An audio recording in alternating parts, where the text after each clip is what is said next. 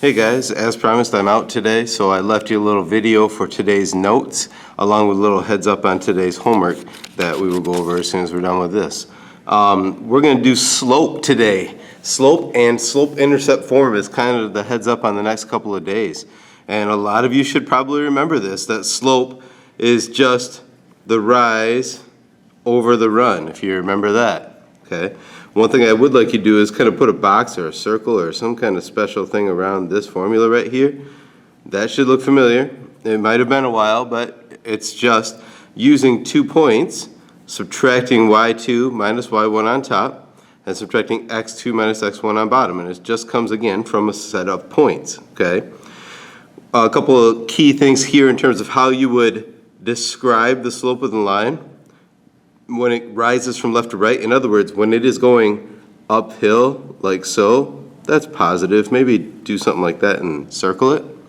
When it falls from left to right, like in other words, it's going downhill like so, then it's negative.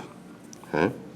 So when finding the slope of the line here, you can do it one of 2 ways. The first way is to just count and use rise over run, okay? So what I mean by that is it's kind of like what we did before. If you put kind of a box around the point. So I'm putting a box wherever I see the point, right? And I just count the boxes up and count the boxes over. 1, 2, 3, 4, 5, 6, 7, 8. So 8 up, and then 1, 2, 3, 4 boxes over. And so when I think of rise over run, I would go 8 over 4, and I would divide to get 2. Okay? Similarly, on number 2, again, kind of box it in, right, at the points which are letting you tell you how far things away are. There are how many boxes up? I've got 1, 2, 3, 4, 5, and I've got 1, 2, 3, 4, 5. Okay, so the rise over the run is 5 over 5, which is 1. Except, wait a minute, this one's going downhill. So this should be a negative. If you could just remember that if it's going uphill, it's positive, sweet, that one's done. But this one that's going downhill, that better be a negative. Okay, and it is. It's negative 1. In fact, really what happens is from this point, I went down 5, so I went negative 5, and then over 5, which really made that the rise a negative 5. Even if I counted this as up 5, left 5 would be a negative 5 there. So either way, I would get a negative 1. Now the second way that you can do this, and I have a different color here, is to use the slope formula. And that's what we put in this box right here. Okay? So the slope, this is the second way. You don't have to find it both ways. One way or the other is good enough. So we're going to do y2 minus y1 over x2 minus x1. Okay? So pick the 2 points. I'm just going to call this, because it's the first point I touched, x1, y1, and the second point, x2, y2. And I just plug it into the formula. So again, I'm going to rewrite the formula. And then I would, whenever I start these problems, put a minus sign so that you don't forget. It always works that way for every problem with slope. And then you just start filling in stuff. So y2 is negative 4, how I have it labeled. y1 is 4, how I have it labeled. x2 is negative 1, because I have it labeled there, and x1 is 3. Negative 4 minus 4 is negative 8. Negative 1 minus 3 is negative 4. And when you divide, you still get to 2. Okay, I'm going to do it a little faster here. y2 minus y1 over x2 minus x1. If I labeled this as x1, y1, and this is x2, y2, I'm going to have negative 2 minus 3 over 3 minus negative 2. It's always a minus in the middle, remember.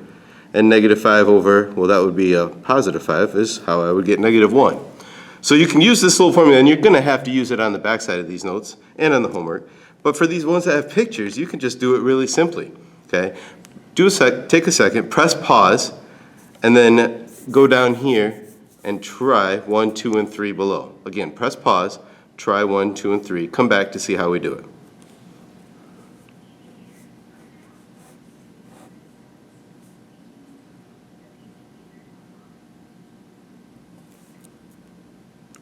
So the rise over the run here I'm taking the easy way out, is 2 over 5. And because it's going downhill, it's negative. Okay? Right here I've got 1, 2, 3, 4. I've got 1, 2, 3, 4, 5, 6. So the rise is 4 and the run is 6. And we can reduce that. You can divide both of those by 2, and I want you to get in the habit of doing that to write 2/3. Okay? And then this last one, what you got to see here is this is going by 2s, and this is a little bit tricky. I wonder how many of you actually got this right. So every box is 2, so this is 1, 2, 3, 4, 5, 6, 7. 7 over, and then 1, 2, 3 over, 7 up and 3 over.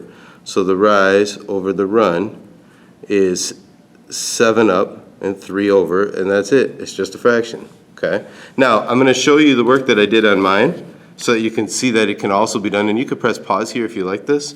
But down at the bottom, I can show you here that when I use y2 minus y1 and x2 minus x1, I just subtracted them. I labeled them as you can see in the pictures, and subtracted and got negative 2/5, 2/3, and 7/3, just like we just got right now. Okay. So again, you could press pause here and copy these in if you'd like to be using the formula way.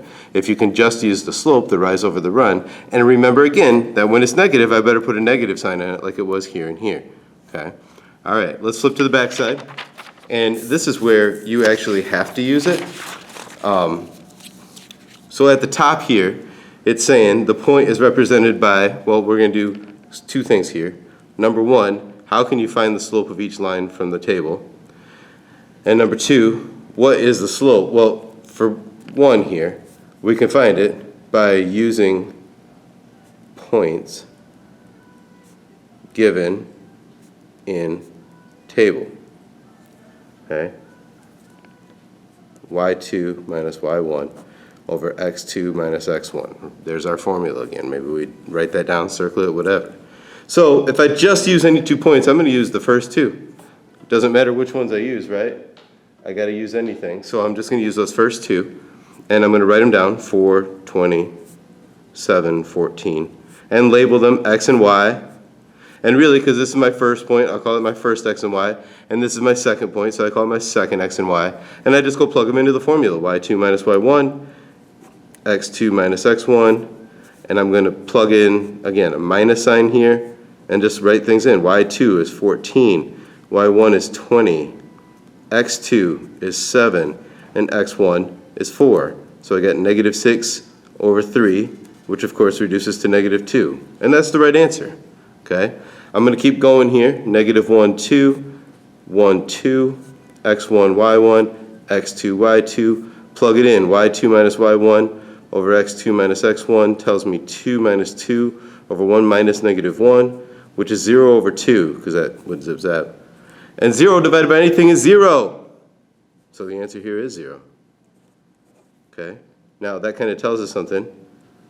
So all y equals a number, right? This is y equals 2, y equals 2, y equals 2, y equals 2. So everything that is y equals 2, or excuse me, y equals any number, or what this would give us, which is, of course is a horizontal line,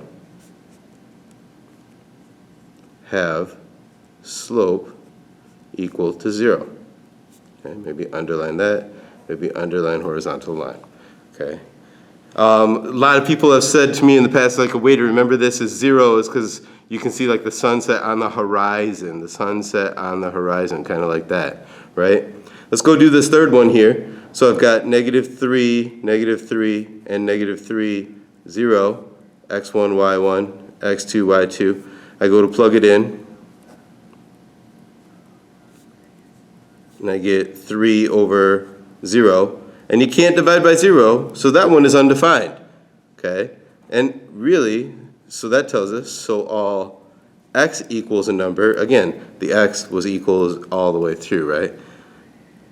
Or vertical lines, right? The ones that look like this, straight up and down, have slope undefined. And that little symbol, you can write the word undefined if you really want to, but that symbol kind of gives it away. It's pretty much a vertical line with a zero through it. So vertical lines have undefined slope, okay? Maybe pause it for a second and go try these problems down here, 4 and 5. I'm going to show you those answers in just a second. Pause it, try 4 and 5, use the slope formula, again the y2 minus y1 over x2 minus x1, and go through and solve it. All right, so I'm going to kind of just show you what that would look like. Okay, this is my notes for how I would do if I was teaching the class. And I get xy and xy, again 2, 10, and 4, 15. And I plug it into the formula, so 15 minus 10 and 4 minus 2 to get 5 over 2, which is good enough. You can leave it like that, right? And then number 5, again, I use xy, xy. I probably could have labeled these and just plugged them into my formula. And I saw 0 on bottom, undefined. That's my slope there. That's it for that, okay? Let's take a look at the homework, okay? This is your homework for today. Really, there's not a whole lot that I think I have to help you on. It's really a matter of, if it's positive, it goes uphill, right? If it's negative, it goes downhill. You can go back and look at your notes on that, right? 0 looks like a 0, undefined looks like an undefined. Okay, kind of help you out with that. And then the next part, it wants you to tell the x and y intercept. There's one thing I want to talk about with this one. Number 5, the x and y intercept are the same, and it is right there. Hopefully you can label that. But when you do, I want you to just write the x and y point, right? And it is the same for both on number 5. You can find the slope by just taking any other point on this line. I'm going to take the next point and count it. I went 1 and 1, which is 1 over 1, which is 1. And because it's downhill, I'm going to make it negative, okay? So again, if you're having a hard time, there's 2 points on that line, okay?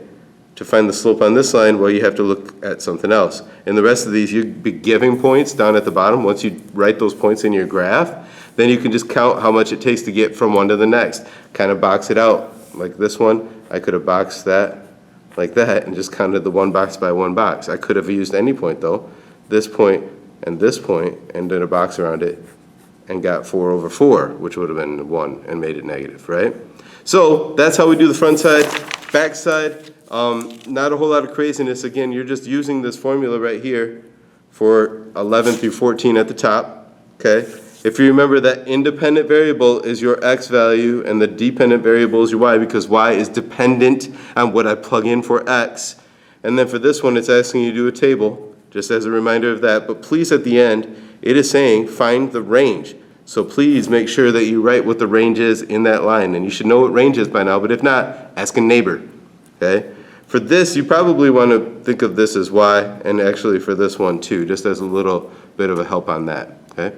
All right, do your thing today. This video is under 15 minutes, so it got you all the notes. It should be able to get you where you got to get on this homework today, and you have the rest of the hour to work. Thank you.